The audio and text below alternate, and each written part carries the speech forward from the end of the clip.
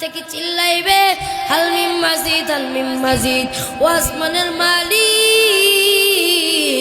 আপনি তাড়াতাড়ি আমার বেনামাজি গুলার আমার পেটের ভিতরে দেন। ও বান্দা, কত গুনাহ করলি, এই গুনাহ নিয়ে তুই কেমনে হাসরের ময়দানে দাঁড়াই?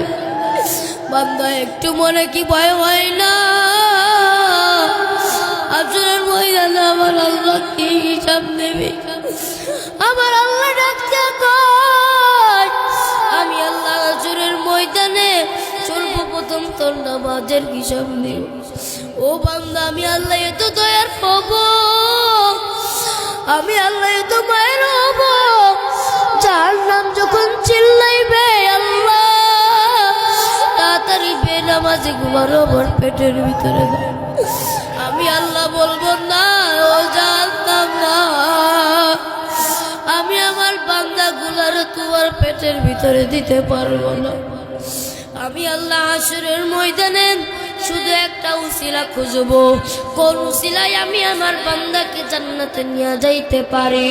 ও নবীর উম্মতের আশিকের দল, আমার মালিক ডাক দিয়া কয়, এই জন্যই তুমি 5 ওয়াক্ত নামাজ আদায় করো।